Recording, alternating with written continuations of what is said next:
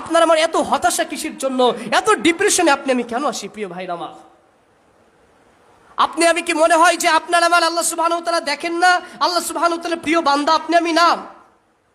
আপনি আমি তো আল্লাহ সুবহানাহু ওয়া তাআলার বান্দা।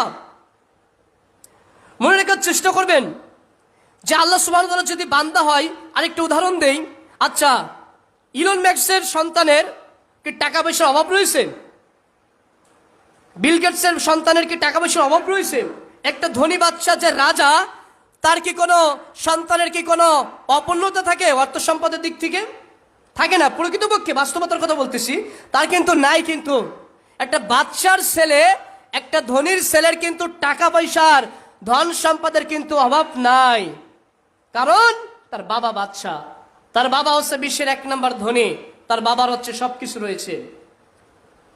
তাহলে আমি যেটা বলতে চাচ্ছি, পৃথিবীর মধ্যে যত মানুষ রয়েছে সব মানুষের সৃষ্টিকর্তাকে আল্লাহ সুবহানাহু ওয়া তাআলা। তাহলে সেই যদি আমাদের সৃষ্টিকর্তা হয়, তারই যদি আমরা বান্দা হয়, তাহলে আপনার আমার কি কোনো অভাব রয়েছে?